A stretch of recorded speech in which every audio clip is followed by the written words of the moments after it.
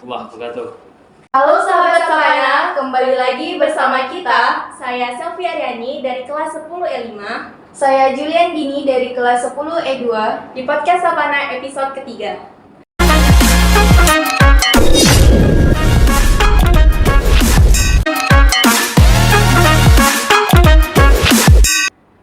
Baik sahabat Sapana, pada hari ini kita kedatangan tamu spesial yaitu Bapak Wan Herlingga selaku pendamping kebudayaan Desa Kemendikbudristek RI. Assalamualaikum Pak. Ya, waalaikumsalam. Bagaimana kabarnya hari ini Pak? Alhamdulillah, luar biasa. Sebelumnya kami ucapkan selamat datang di podcast Sapana Pak. Ya, Pak, sebelumnya ini kan ada pepatah bilang, tak kenal maka tak sayang. Bolehlah Pak kita Ya. berkenalan terlebih dahulu. kalau pepatah zaman dulu itu tidak kenal maka tidak sayang ya. Sudah kenal pun belum tentu sayang kan gitu. Iya Pak. Ya, tadi sudah dikenalkan. Terima kasih juga undangannya Sapana Podcast ya, SMA 1 Simpang Kanan. Biasa memang kita dipanggil Wanhar ya, Pak Wan Herlingga.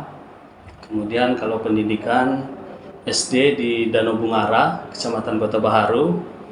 Kemudian melanjutkan ke jenjang MTS di Emsen Singkil. Kemudian lanjut kembali di Mansingkil dan melanjutkan ke perguruan tinggi di Universitas Syah Kuala. Ya, mungkin itu perkenalan singkat dari jenjang pendidikan. Baik Pak, di sini kita akan berbincang-bincang mengenai membangun karakter kepemimpinan dan pelestarian budaya pada generasi muda. Ya, Baik Pak, bagaimana peran kepemimpinan dalam mendorong generasi muda untuk melestarikan dan menghargai warisan budaya mereka? baik. Julia tadi ya, Juliandi ya. Julian Dini Pak. Juliandini, baik. Pertama tentu berbicara karakter ya, berbicara kepemimpinan. Ini kan kalau berbicara kepemimpinan itu kan seni. Pemimpin itu kan seni. Seni dalam artian bagaimana seseorang pemimpin itu mengajak, mempengaruhi untuk melakukan sesuatu baik itu ke hal yang baik maupun ke hal yang buruk. Itulah pemimpin, tergantung seseorangnya gitu. Nah, bagaimana peran seorang pemimpin ini tentunya untuk melestarikan kebudayaan, kemudian juga melibatkan yang orang-orang yang dipimpinnya untuk menciptakan generasi-generasi muda sebagai pemimpin. Tentu juga pertama harus dengan mempunyai seni. Nah, seni. Kemudian yang kedua itu melihat seseorang itu kita harus melihat siapa sosok pemimpin yang kita idamkan. Nah, itu yang harus kita bisa melihat sebagai referensi, melihat karakter pemimpin. Nah, saya suka dengan pemimpin idola, pemimpin sekolahan misalnya. Nah, kita melihat karakter itu, kemudian kita tanamkan ke diri kita. Bisa kita tiru, dan kemudian bisa kita kembangkan gaya kepemimpinan mereka. Mungkin dalam beberapa faktor yang menjadi hal utama pada pemimpin itu adalah harus mempunyai jiwa seni gitu. Karena kalau kaku bisa saja ini apa yang dipimpinnya baik di sekolah ataupun di hal-hal yang terkecil itu tidak akan berjalan dengan lancar. Saya pikir itulah bagaimana sosok pemimpin itu untuk membangun karakter seseorang gitu. Sebelumnya, menurut Bapak seninya itu seni yang bagaimana atau gimana? Nah, artinya kan begini, seni itu kan bukan kita berpikir sempit ya, seni, baik seni, misalnya kita berpikir itu seni musik atau seni, bukan. Artinya yang saya maksud seni itu adalah cara, ya kan? Pemimpin itu kan harus punya banyak cara. Misalnya, siswa-siswa di sekolah, pemimpinnya itu adalah kepala sekolah. Nah, bagaimana cara kepala sekolah misalnya mengatur siswa-siswanya agar disiplin. Nah, kita tidak bisa melakukan itu dengan hanya satu cara. Misalnya kita tegas nih, semua harus tegas. Tidak bisa. Kita juga harus melihat bagaimana karakter-karakter siswa. Nah, ada karakter siswa itu yang harus dengan lembut. Kita berbicara dengan mereka harus dengan lembut. Ada yang karakter siswanya juga kita harus dengan tegas. Nah, inilah seni yang kita maksud tadi, tidak bisa dengan satu cara, harus dengan beberapa cara, tergantung pemimpinnya itu bisa melihat bagaimana karakter-karakter siswa. Itu kalau di lingkungan sekolah. Begitu juga di lingkungan lain, tinggal menyesuaikan saja. Untuk pertanyaan selanjutnya, Pak, apa strategi yang efektif bagi pemimpin muda untuk memotivasi teman sebaya mereka untuk aktif terlibat dalam kegiatan pelestarian budaya? Nah, strategi efektif itu begini, itu kan kita harus mempunyai, pertama kita harus punya peran, ya kan? Nah, untuk menciptakan kepemimpinan, menciptakan sesuatu pemimpin, itu harus dimulai dari hal yang terkecil. Nah, harus mengambil peran, kemudian juga memberanikan diri mengambil peran itu di hal-hal yang terkecil. Contoh, harus bisa berani pertama itu menjadi ketua kelompok dalam satu kegiatan, kemudian bisa menjadi ketua kelas, kemudian bisa menjadi ketua OSIS, ya kan? Kemudian bisa jadi ketua apa lagi gitu. Nah, dari hal-hal yang terkecil ini dulu ditanamkan karakter kepemimpinannya, sehingga untuk kedepannya dia sudah terasah nih, jiwa kepemimpinan sudah terasah.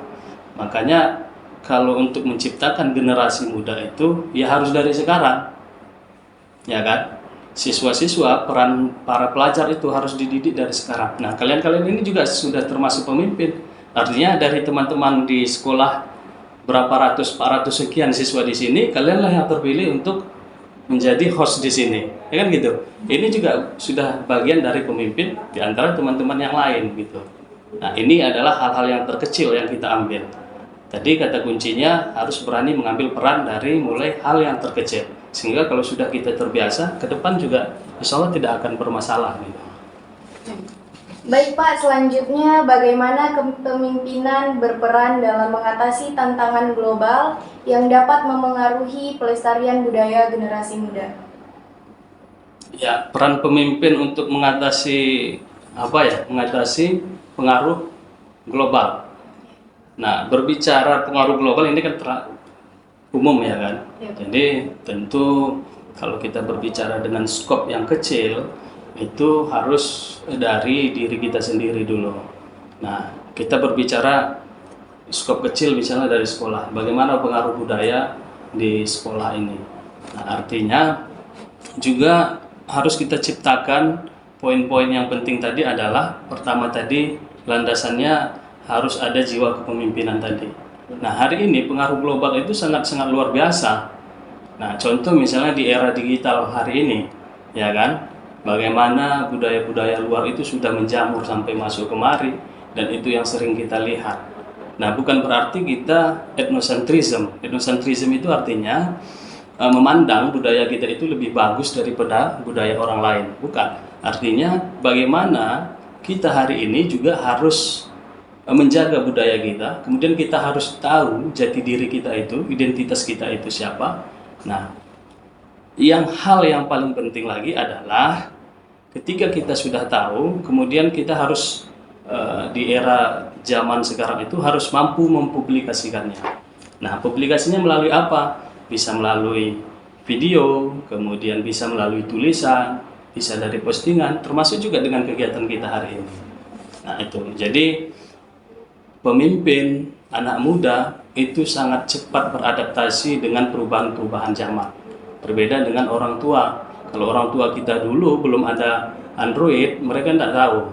Nah, kalau pemimpin muda hari ini, anak-anak muda, generasi muda, mulai dari di sosial media itu ada Twitter, Instagram dan lain-lain, mereka sudah semua tahu menggunakan.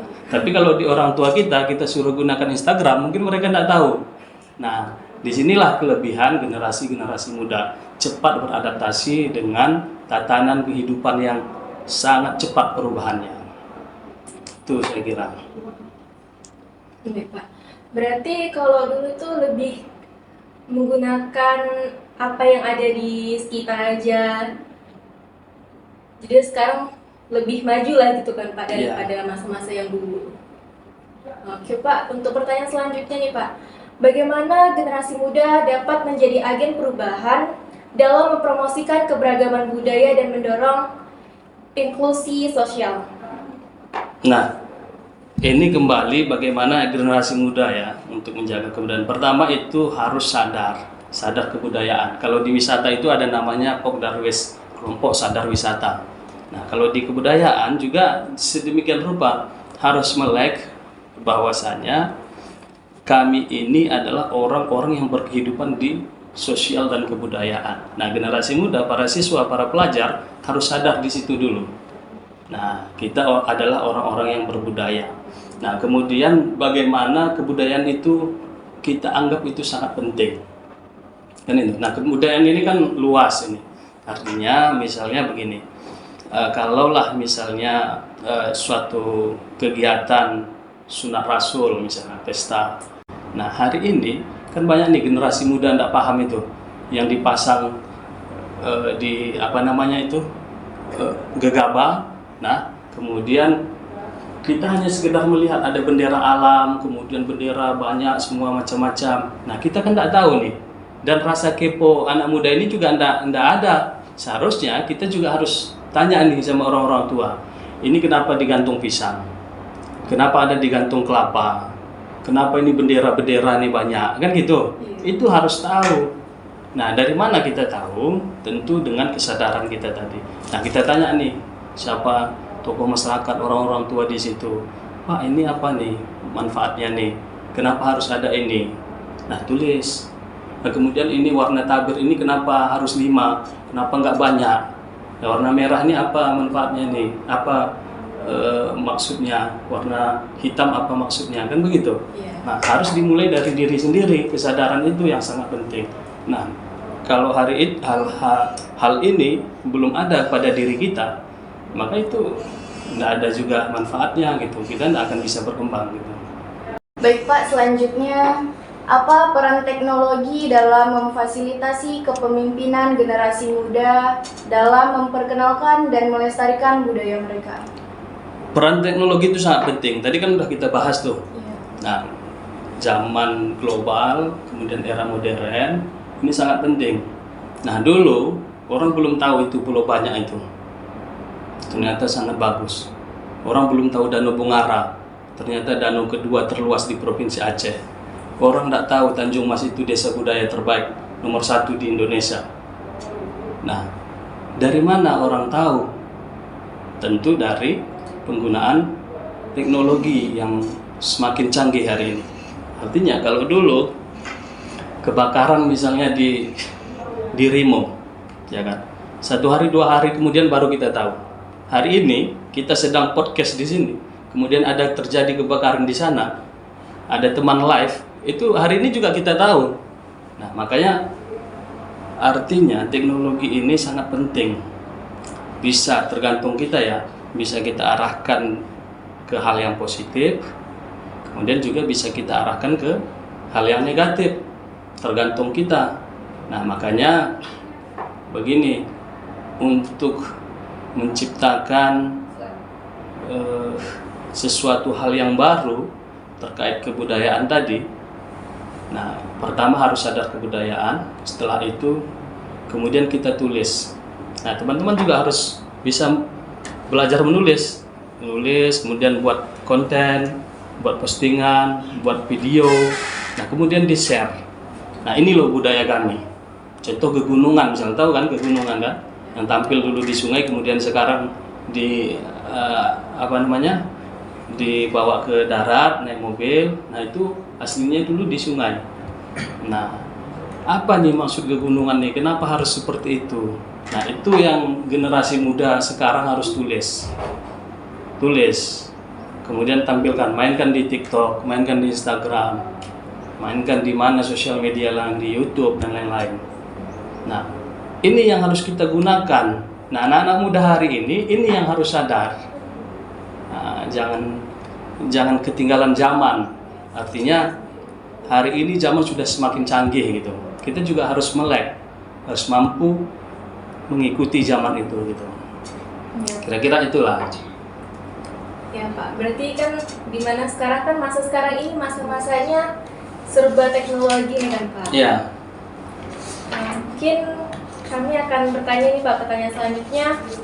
bagaimana pendidikan formal dan informal dapat mendukung pembentukan pemimpin muda yang peduli terhadap pelestarian budaya? Ya, pertama kan begini, formal itu kan mulai dari SD, SMP, SMA, dan lain-lain. Nah, itu yang dikatakan pendidikan formal. Kemudian pendidikan non formal ini kan di luar pendidikan yang tadi kita sebutkan. Masih ada belajar-belajar di kegiatan-kegiatan di luar. Nah, peran mereka ini juga sama sebetulnya. Nah, banyak yang orang belajar tanpa di sekolah SMP, SMA, dan kuliah, tetapi dia belajar di lingkungannya, di alam. Nah, tetapi mereka selalu mempunyai peran untuk melestarikan kebudayaan. Nah, peran kita ini masing-masing ada sebetulnya. Nah, kalau orang yang tidak belajar di sekolah, dia belajar di alam, ya kan? Alam artinya di lingkungan bebas gitu.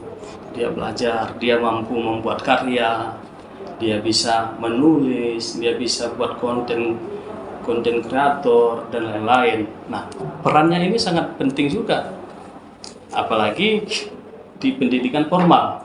Kalau pendidikan formal, contoh misalnya kita ikuti di kegiatan-kegiatan FLS 2N, misalnya Festival Lomba Seni Siswa Nasional. Itu kan banyak tuh. Nah, dari mana kita bisa misalnya membuat musik tradisional, kemudian kita buat kegiatan-kegiatan yang lain. Nah, ini kita harus belajar di orang-orang tua. Nah, dengan peran kita sebagai pendidikan formal, ini juga bisa memperkenalkan kebudayaan kita di luar gitu, dengan kita belajar tadi. Nah, artinya sama-sama punya peran masing-masing. Di pendidikan formal, di garis lurusnya kita punya peran, kemudian di pendidikan non formal mereka juga punya peran gitu. Nah, artinya seberapa kesadaran kita masing-masing sebagai generasi muda untuk melestarikan kebudayaan itu. Nah, dimulai dari diri kita sendiri sebetulnya. Jadi terlalu banyak juga teori-teori kita pelajari, kemudian diri kita sendiri juga tidak paham, kemudian kita juga tidak sadar, itu tidak akan bisa berhasil. Saya pikir itu. Baik Pak, selanjutnya nih, apa hambatan utama yang dihadapi pemimpin muda dalam usahanya untuk melestarikan budaya dan bagaimana mengatasinya? Hambatan dan cara mengatasi kan. Nah, ini terlalu banyak nih hambatan ini.